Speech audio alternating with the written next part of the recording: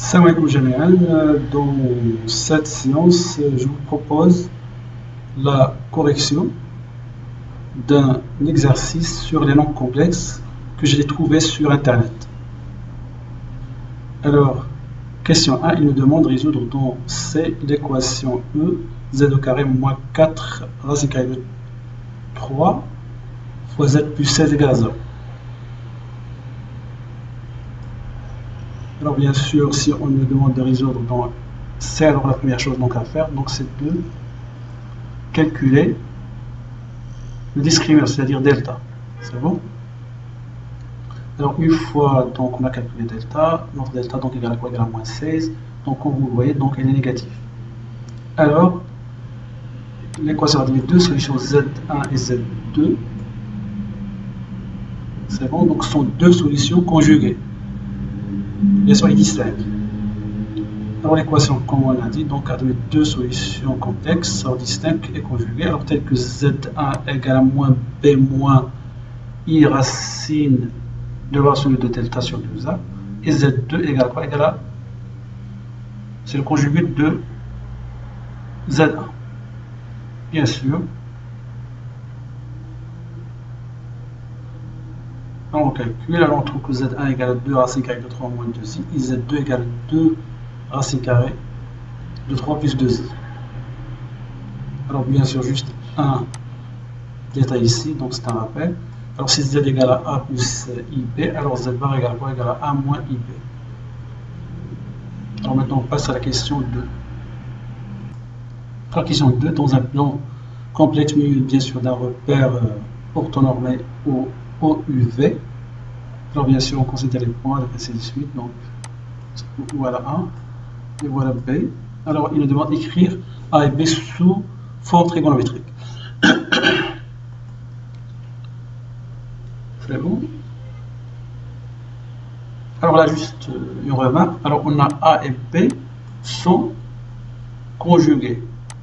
Alors il suffit de déterminer la forme trigonométrique de B et on en déduit la forme trigonométrique de A par donc la formule qu'on a ici. C'est bon? Alors on a B égale à 2 racine carrée de 3 plus 2i.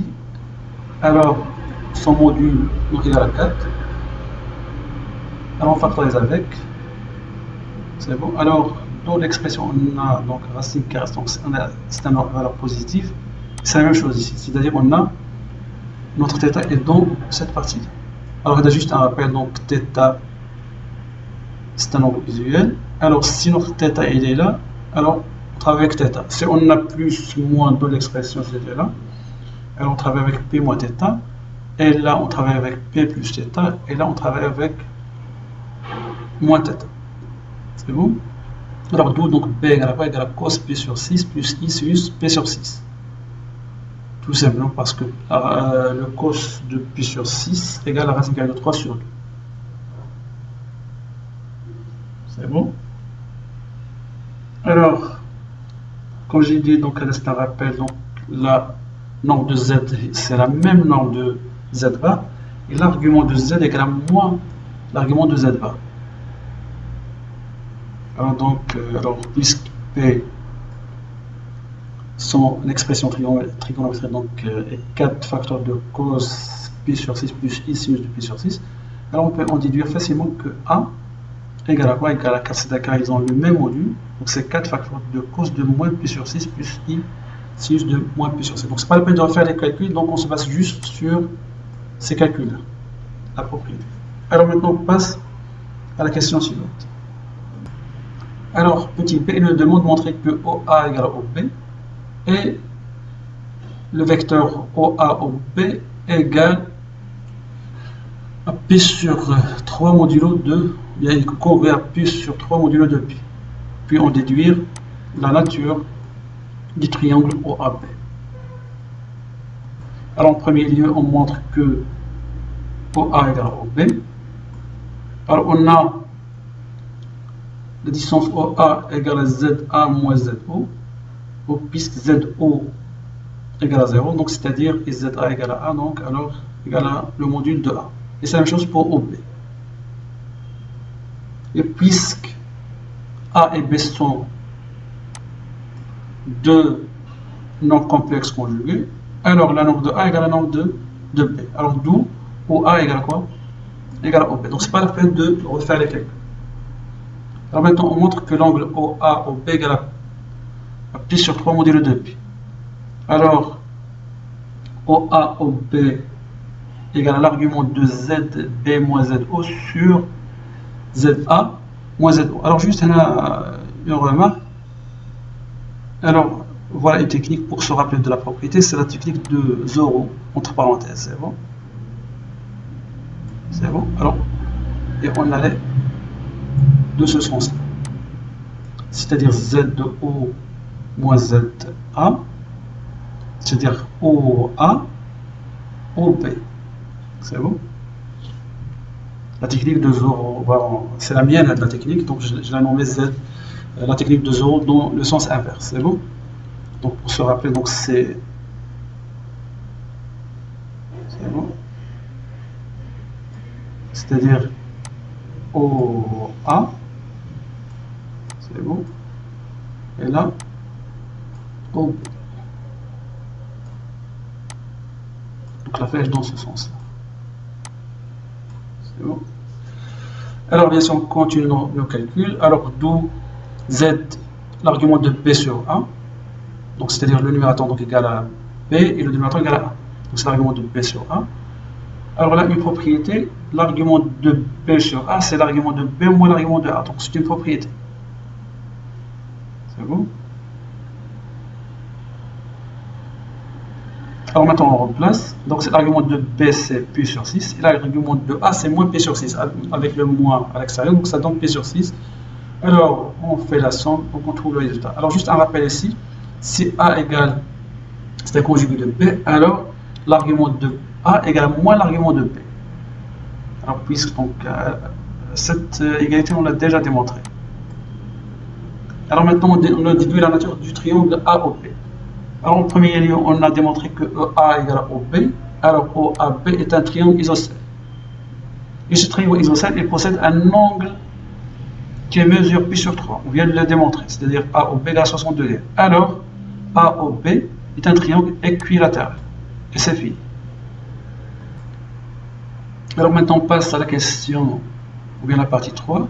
Alors soit il est le milieu du segment AB, et c'est l'image de I par l'homothétie H de centre O et de rapport K égale à 2. Alors il nous demande montrer que ZI égale à 2 racine carrée de 3 et que ZC égale à 4 racine de 3.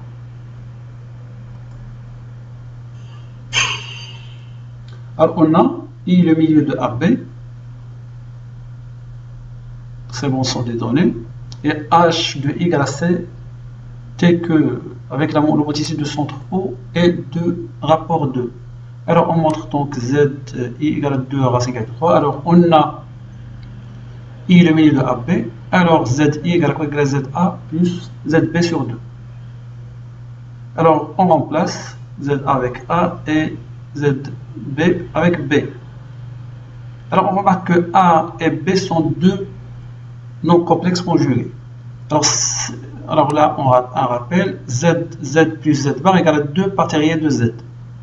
Alors on va appliquer ici, donc on va l'appliquer ici, donc c'est-à-dire puisque A et B sont deux nombres complexes conjugués, alors leur somme égale à 2 parties réelles de A. On simplifie le 2 avec le 2, alors on va trouver la partie réelle de A. Donc d'où Z égale à 2 racine carrée de 3. Et voilà, on rappelle, la partie réelle de A égale à 2 racine de 3. Et on a H de I égale à C. Alors il suffit donc, on traduit cette expression en vectoriellement, c'est-à-dire OC égale à quoi? Égale à K OI. Alors maintenant c'est expression complexe, donc ZC moins ZO égale à K facteur de ZI moins ZO. Alors on remplace donc ZO à ZO, c'est 0.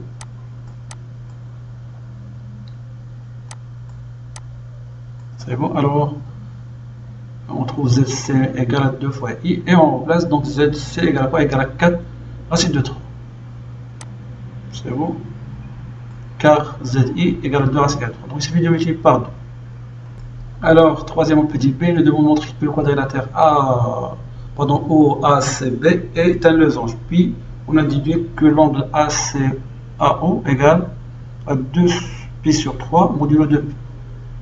Alors, bien sûr, pour démontrer que OACB est un losange, bien sûr, il y a plusieurs méthodes. Mais pour moi, donc, je vais travailler avec la méthode suivante. Alors, on a déjà I, le milieu de AB. Je vous conseille de faire un schéma à peu près. Donc on a ici notre O, notre B, notre A et notre C. C'est bon, donc vous le voyez. Alors le schéma, donc, il va m'aider à la démonstration. Alors on a I le milieu de AB et de même du segment OC, car OC égale à 2 OI. On vient de le montrer en haut. Car c'est l'image de C par l'homothétie H de centre O et 2 rapport 2. Alors OACB est un parallélogramme parce que ces diagonales se coupent en leur milieu. Alors puisque c'est un parallélogramme et qui possède deux côtés consécutifs, c'est-à-dire OA ou OB de même longueur, alors OABC est un losange. Et c'est vide. Alors on a dit que ACAO égale à 2π sur 3 modulo 2π. Alors bien sûr, en utilisant Chasles sur les angles, alors ACAO égale ACAB plus ABAO modulo 2π. Alors l'angle ACAB égale à π sur 3 et ABAO égale à π sur 3. Tout simplement, si on revient dans notre schéma, alors le premier triangle avec le deuxième triangle sont symétriques par rapport à AB, tout simplement parce que c'est un losange. C'est bon? Donc c'est-à-dire cet angle-là avec cet angle-là, donc sont symétriques par rapport à l'axe AB. Alors d'où le résultat.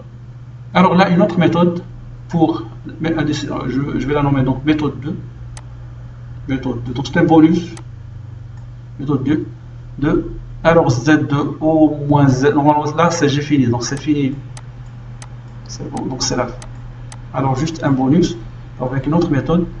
Alors comme vous le voyez, Z1 moins Z, ainsi de suite, donc comme vous le voyez. C'est bon, comme vous le voyez. Et c'est fini. Et merci.